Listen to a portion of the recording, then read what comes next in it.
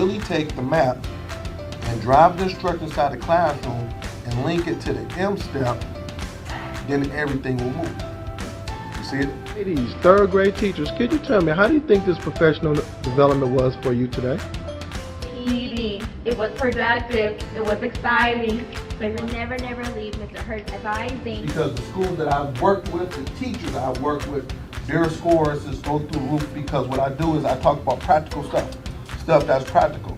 Because I'm a former teacher and also I'm a principal, so I'm gonna be telling you guys things that I know will work in your classroom.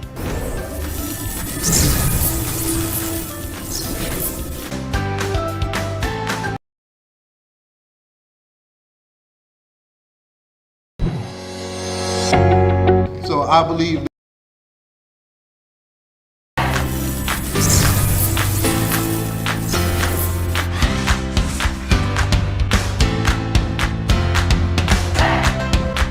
if you can really take the map and drive the instructor inside the classroom and link it to the M step, then everything will move. You see it? Ladies, third grade teachers, could you tell me, how do you think this professional development was for you today? PD. It was productive. It was exciting. But we'll never leave Mr. Hurt's advising. Because the schools that I've worked with, the teachers I've worked with, their scores just go through the roof, because what I do is I talk about practical stuff that's practical. Because I'm a former teacher and also I'm a principal, so I'm gonna be telling you guys things that I know will work in your classroom.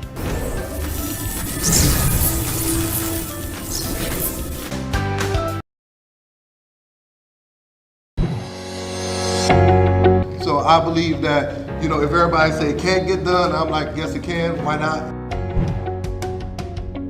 I said, if these kids can't read, then I'm not gonna propose them. All this, mom, dad, I'm gonna look you in your face and say this kid can't read. We let them down. School, parents, we let them down, but I'm not gonna take them to the next grade knowing that they're not at grade level.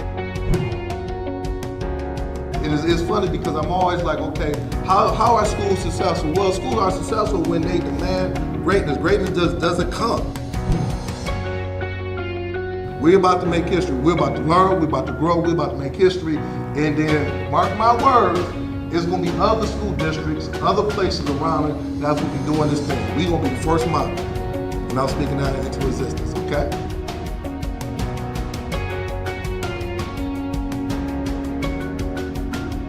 For booking, please visit shurtschoolturnaroundspecialist.com.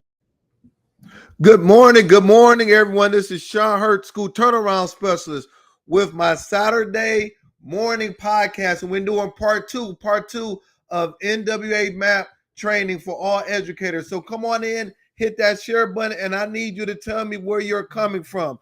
Let me know where you're coming from. I have a mic on, so I want to make sure that my communication is good. So give me a second. Let me know where you're coming from. Okay, good. All right. Got the mic. I got bought this new mic, and I want to make sure that you can hear me good. All right. So come on in, hit that share button.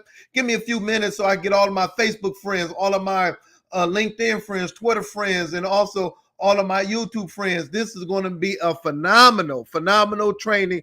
Part 2, NWA MAP for all educators. So this is what I want you to do.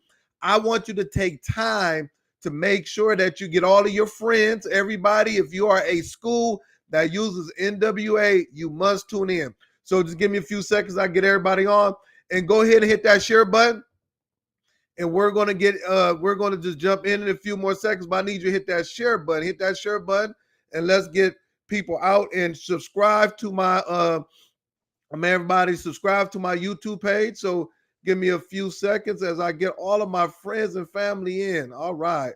I am on fire. This is going to be a good one. Last week, we went in depth and we had some good conversations. So we're going to just have another good time, and just let me get all of my friends that is on my Facebook.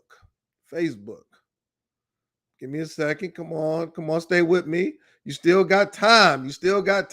I'm talking about if you are a principal, teacher, educator, and use MAP, you need to be on here. All right. Give me a few more seconds. I thank everybody for getting up on this Saturday morning and tuning in. All right. Just stay with me, stay with me, stay with me. I want to make sure we get everybody in. All right. Okay. All right. This is going to be an excellent one.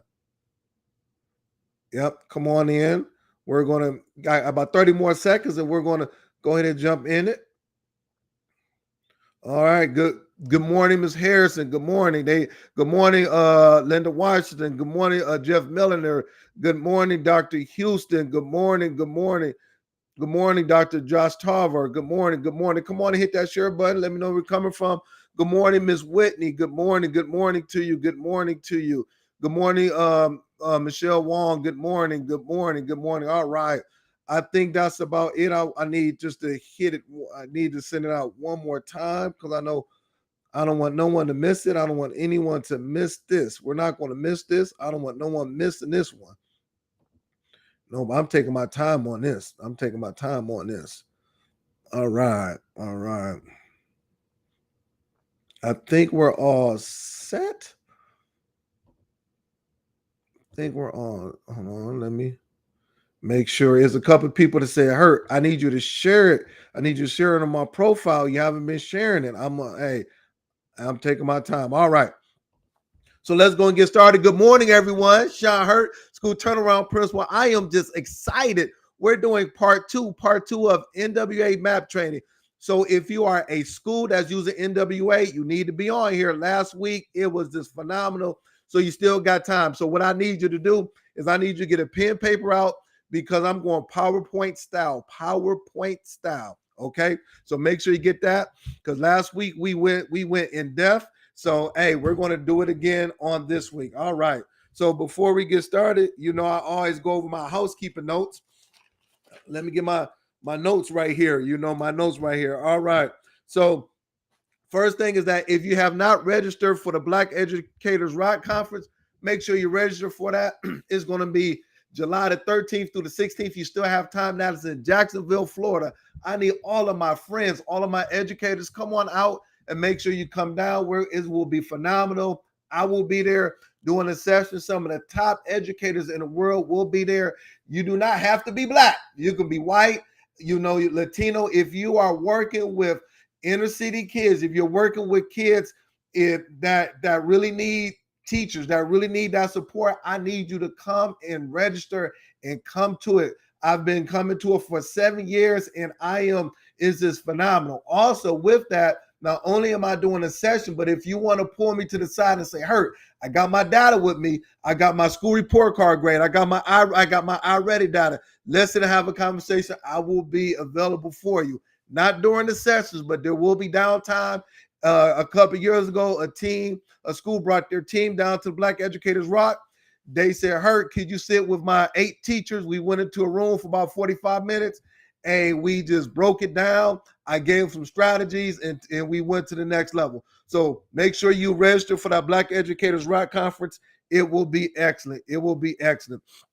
Next thing is that if you need me to come to your school and district, this is the work I am doing. So make sure you inbox me. Hey, I'm taking schools to the next level. I was talking to a principal this week. I said, I am now to a point where I am changing schools. I got to transform schools. There should be no excuses for schools not to be successful. If you're on my podcast, if you watch the Fantastic Four every Saturday, there is no excuses. So if I have people on here today, I want to make sure that your school is going to the next level. I remember when I was sitting in that principal seat, and it would be many nights I would go home and I wanted my school to be good. I wanted to have high test scores.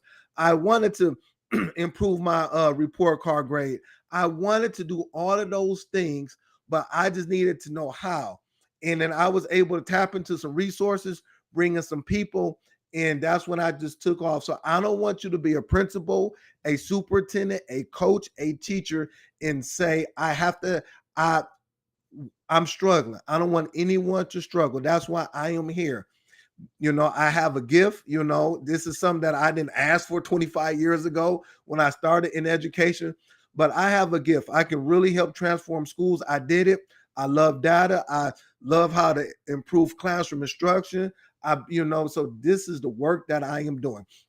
So please inbox me. Let me know if you want me to come down. Hey, we can go ahead and get to work. Do not be a school that's asking the question, how can we improve this academic need? I'm tired of walking in the schools and it's chaotic. I'm tired of walking in the schools and things are not in place.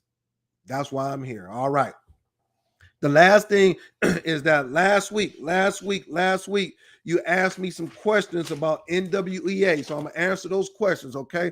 Last week, you asked some questions. So now it is time. We're going to get into it. I need you to make sure you hit that share button. Let me know where you're coming from. And also, you still got time to invite your friends, invite your colleagues. Please, make sure, hey, call them up. Hey, I'm going to be off at 10:30. Call them up. Make sure you jump on. So question was that, Mr. Hurt, when does the norms chart, the NWA norms chart change? That was a question you asked last week.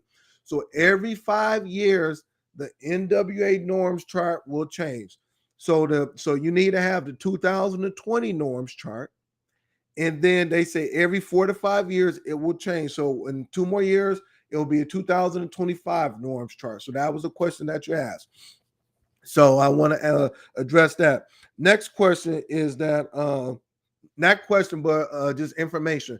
For the last couple of years, the subject area that has been declining with schools all over the world has been math. Math is the subject area that has been declining dramatically. Now, reading is kind of staying pace, before the pandemic, but after the pandemic, math is a subject area that has been declining. There's many reasons for that. I'm not going to get into my opinion on things. That's why you bring me in to do the work. But math is the subject area that has been declining. So when you're making your school improvement plans, when you're sitting with your leadership team, make sure you look at math specifically. Not saying you're going to neglect reading or science or anything of that nature, but math across the board in the United States, that subject area has been declining. Last thing you said, Hurt, does the NWA test link to our state assessment? If I'm in Florida, South Carolina, Texas, Michigan, Chicago, Ohio, wherever you're at, North Carolina, South Carolina, wherever you're at, the answer is yes. So if you use this correctly, if you are able to open up the data, if you're able to do those things, then it links towards your state assessment. So consequently, the schools that I've been working with that has been using this data correctly, it has a direct impact on their state assessment. They have seen their scores go through the roof. They have seen it. This past year, 5 schools that I've worked with using NWEA, they have seen their state proficiency, the state test get better. Their proficiency has increased. Their growth has increased on the test. So consequently, it has a direct impact on your school report card grades. So those are the answers. All right. So let's go ahead and jump in it. Let me get some water. You still have time. Make sure you get a pencil, paper out. I'm going PowerPoint style. Hit that share button. Good morning to my mentor, Principal Kafele. Make sure you tune in to him at 11. We got we got Create and Educate at 10:30, and we got my good friend, Brother Tarver, Josh Tarver, Sunday at 7 o'clock. All right, PowerPoint style. So give me a few seconds as I share my screen. I think we're good. All right. So we left off last week. We left off on PowerPoint 3. So this is NWEA. So let me go ahead and do slideshow from curtain slide. All right. Okay. So I'm not going to go back to what we talked about last week. Watch the video. But now this is called the class report. So I broke down how you find your bubble kids. Okay. So I'm gonna explain that. You have 8 kids right here that are at grade level. You see it, 8 kids right here that are at grade level. Okay, students are at above grade level. So they're saying is that there's a likelihood that if they take the state test, that 8 kids will be proficient. Now you ask the question, how do I find a bubble? All right, so you have 1 kid that is high. Look right here, that's in blue. You have 5 kids that's high average. So 5 plus 1 is 6. My magic number is 8. So consequently, I got to find 2 more kids. So I go to average. Okay. So I go to average. So now I take 2 kids from average. And now consequently, I have 2 remaining. So every school that I'm working with, now I'm showing you is that if you want to increase proficiency, you have to realize where those boba kids are at. And that is right there. So that's how you find your boba kids. So if I have this report, it's called the class report or grade report. If I get this report in September, I have 12 to 15 weeks to move the needle. Now, you want to shift everything going to the right. So that means I want at least to have 2 kids that will be on the bubble or cusp to become proficient. Okay. So that's how you find those bubble kids. Yes, principal law said kids that are closest to average. Yes. So consequently, and I'm gonna jump in this, is that you will see it has direct impact on your state assessment. So, Mr. Hurt, how am I a school that have 18% proficiency in math? How can I get to 30%? I am giving you the answers to the test right here. This is how you get it. So come January, if I'm able to move those bubble kids to be proficient, I'm going to have another group of bubble. And then if I'm able to move that, by the time I take my state assessment in April, May, we're right there. All right. Next PowerPoint. I'll make sure that is changing. So give me a second. Excellent. Thank you, Ms. Taylor. Yes, excellent information. This is how we move the academic needle. So I want to go to my next PowerPoint. I want to make sure. Okay, we're good. All right, good. Okay. Next PowerPoint is this. How do I identify? It's called the area of focus for my grade level. How do I identify my tier 2, tier 3 instruction, summer school, after school tutoring? How do I identify? So look here. This is called the GO area, number, operation, geometry, measurements, and data operation, and algebraic thinking. These are the same. Oh my God. These are the same domains that is on your state test. Your state test, these are the same domains. We're not getting to the standards yet, but these are the same domains. Florida, South Carolina, Michigan, Ohio, these are the same domains that the kids will be exposed to on a state test. So then if I am a principal, if I'm a teacher, if I'm a superintendent of the district, we're going to look at where do we focus our time and energy. So look, I want you to go right here. This says mean writ, and we're going to go down, go all the way to the right and go down. This is how you find your mean writ. So numbers and operations, it is all the way to the black. It says 171. Geometry, 171. Measurements and data, 173. That's the mean writ. And operations and algebra thinking, 170. So how do I identify where my focus should be at?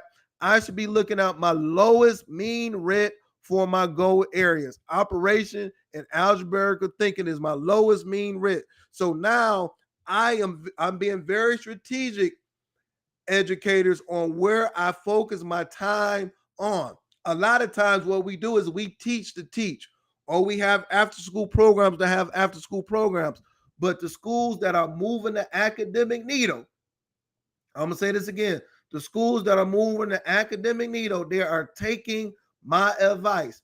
What is the lowest areas that I need to focus on for this particular school in grade level? It is operations and algebraic thinking. Come on and hit that share button. Let me know if this is making sense. I need you to make sure that you telling me that this is making sense. Yes, it is a focus nationwide. So now let's go to, so this is how I want you to have your POCs, your data meetings, when you're meeting with your leadership team this week. We don't, this is what you have to do. Now let's go to the next one. This right here is the classroom. This right here tells me, I had to erase the names on the left side, but these are all of the students in my class. All right, look, all the students in my class. In the middle is the mean RIT score in the middle right here. RIT score. You look at the middle, and right here is the percentile. The percentile right here in the middle. So now let's look at this first kid. This first kid was at the 81st percentile. So that means that this kid is in the blue, high achiever. But what do we focus on this kid? Yes, this kid, I believe this is a third grade or fourth grade, whatever. But this kid is working at a seventh or eighth grade level in math. We call those our gifted and talented student. This kid is a high achieving kid. But how do we still move this kid? Now let's look over here, real simple. You see A, B, C, and D. Instructional area performance is A is operational algebra thinking, B numbers and operations. We get it up here, look. So now what I'm doing is that I'm going to find for the student, follow me very closely, for the student, I'm going to find his area of focus. Write it down. What is my kid's area of focus? We always talk about the low kids, but what about the high kids? What is my kid's area of focus? So we look at the lowest RIT score, and it is B. So numbers and operations for this kid is the area of focus. Even though that this kid is 4 to 5 grade levels above, they still have an area of focus. And this is numbers and operations. Someone asked the question, what report is this? If you are a teacher, this is called the class report. If you are a principal, or if you're trying to look at your whole grade, I'm 8th grade AP, I got 200 kids, will be my grade report. So a teacher class report, I'm an AP principal superintendent, this is the grade report. Oh man, this is good. Comments are coming in. I'm gonna stop right there because I see that people are commenting. I want us to get this. I'm not going to rush through it. I promise I won't rush through it. But make sure you give me some love now. Give me some hearts. Give me some emojis. And once again, I need you to subscribe to my YouTube page. Everybody on here, I need you to subscribe to my YouTube page. Okay, come on now. All right. I'm trying to look at my notes. Okay, I love this. Decrease the most from, hold on, give me a second. Trying to get my notes together. All right. Next thing is this. Every state has a thing called the Lincoln study. I'm gonna say it a couple of times. Lincoln study. Why is this important? South Carolina, I got my good friend Tammy Taylor. I got folks from Florida. I got you everywhere. Ohio, you everywhere. They have came up with a thing where I can link NWA data with your state assessment to let you know if they are at a particular percentile,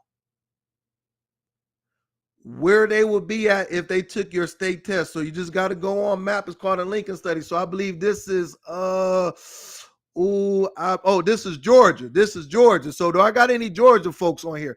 Any Georgia folks? Anybody from Georgia?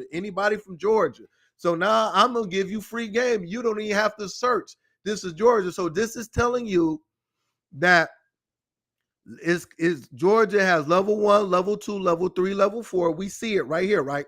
So in 3rd grade, if I am at a RIT score of 217 to 350, that means this is the percentile, 80, 89, and 99. I'm at a level 4. If I'm at 3rd grade, if I'm at 206 to 216, 68 to 88, I'm at a level 3. So that means I'm proficient. Now you ask the question, Herb, what does this mean? Let me break it down to you. Now, when the kids come into your school in August, you can be able to see exactly the number of kids that will have a chance of being proficient in August, September.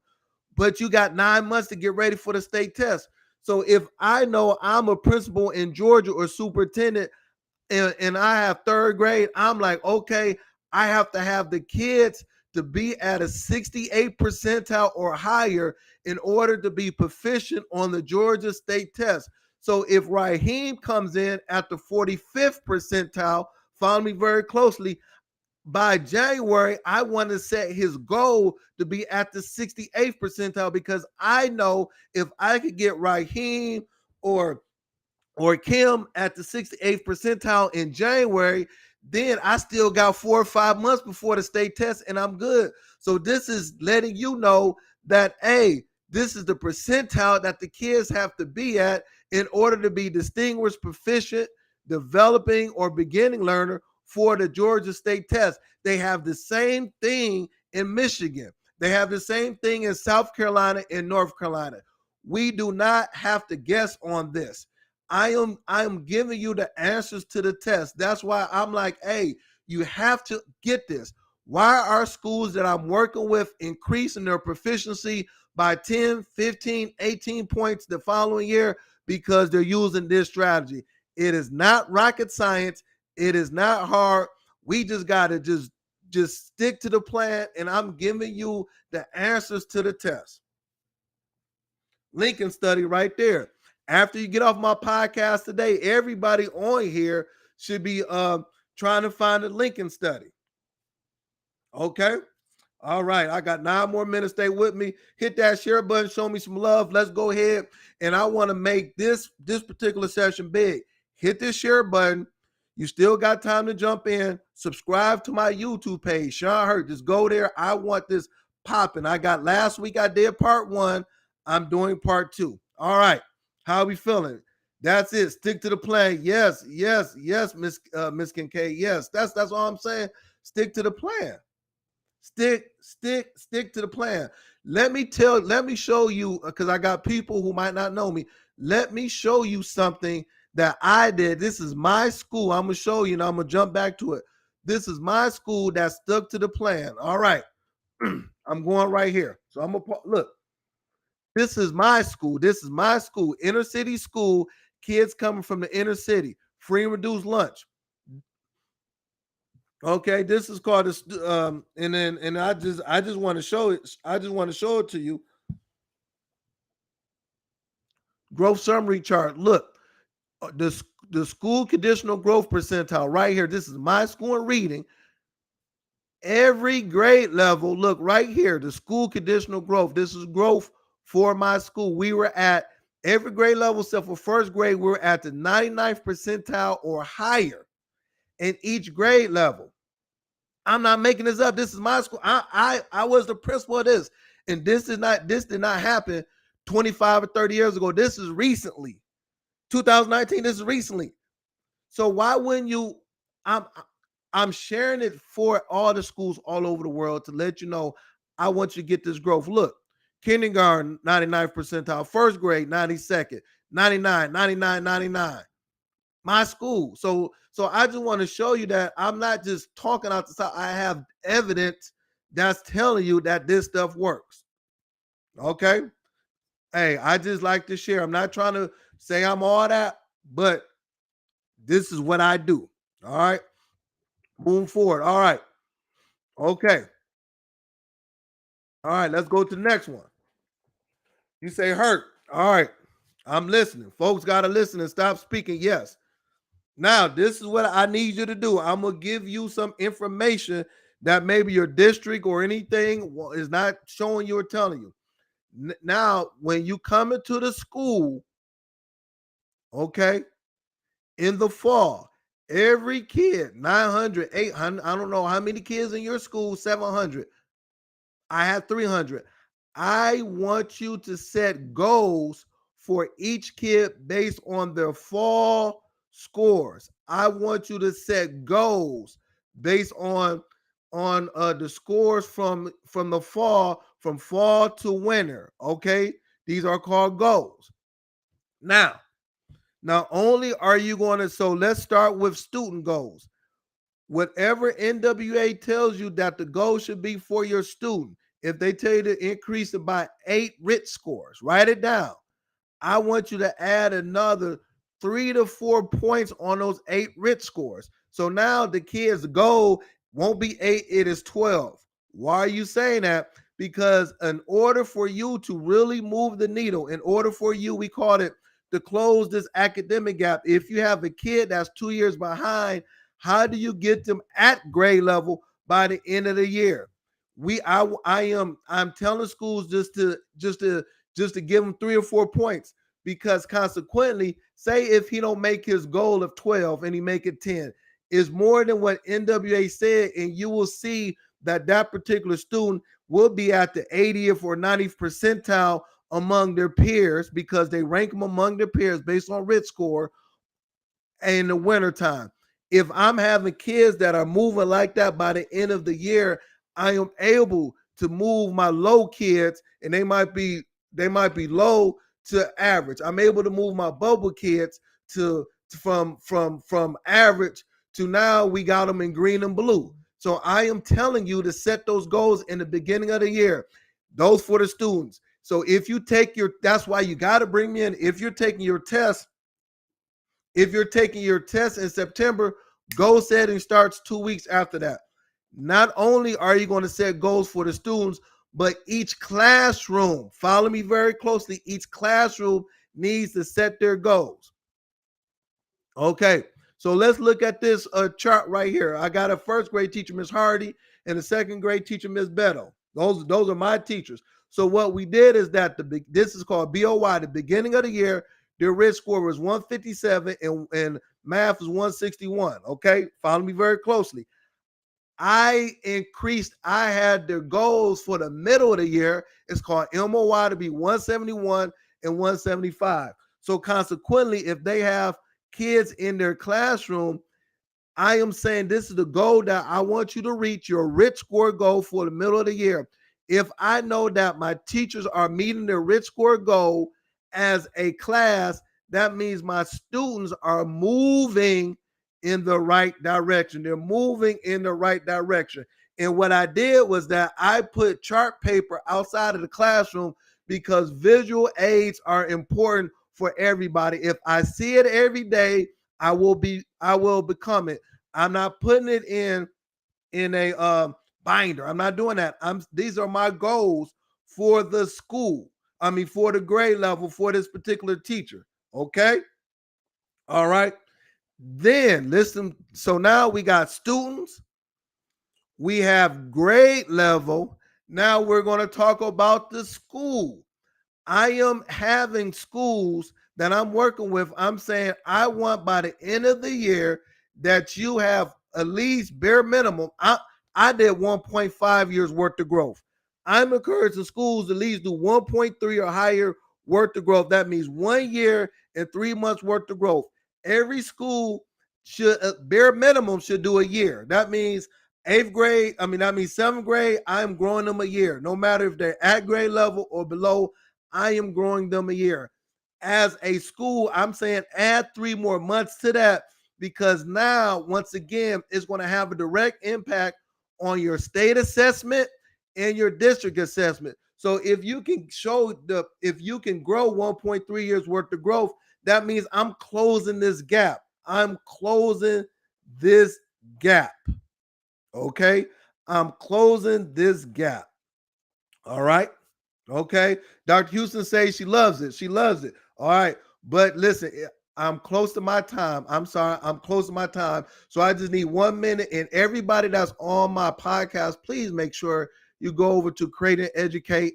I need everybody to do that. But before I get out of here, I want to just a few things. Let me stop sharing. I still got so much information. I'm sorry. I got so much information to share, but I'm past my time. So all right, I need you just two things. If you have not picked up my book, How to Transform Your Inner City School and Raise Student Achievement, make sure you pick it up. I have people was purchasing it this week. I'm gonna make sure I'm gonna be sending out my next batch on this week to the people that purchase it. You get it from our website, SHurtschoolturnaroundspecialist.com. So I need you to do that. That's number one. Number two, make sure you go to my YouTube page and subscribe. I want my subscription I have a goal for the end of the year that have a certain amount of subscriptions. So go to my YouTube page and subscribe, okay? Just type in Sean Hurt. Third thing is that if you would like for me to come in, I'm only 30 minutes, but if you like for me to come in to your district, inbox me. I do this work. Do not be a school that's saying, hey, we're going to have another hard year. There's no need for that. Make sure you come in and bring me in, inbox me. We'll talk. I'm doing face-to-face and virtual, okay? So thank you very much. I still got so much information to share. Listen, this is what I need. If you would like for me to do part 3, just send it in the inbox. Just go ahead and put it in the chat, Mr. Hurt. Please do part 3, and I'll do part 3 for us for next week. I just need to know because I have so much information. I didn't get through it all, but I will do part 3 next week if that's what we want. All right. So thank you very much. Go over to Create and Educate. Make sure you pick up my book. Inbox me. Want me to come in. Subscribe to my YouTube page. Thank you. And give me feedback. Let me know if you like what I did. Let me know. Give me feedback. Thank you. And I will see you same time next Saturday. Bring a friend. Next Saturday, 10 o'clock.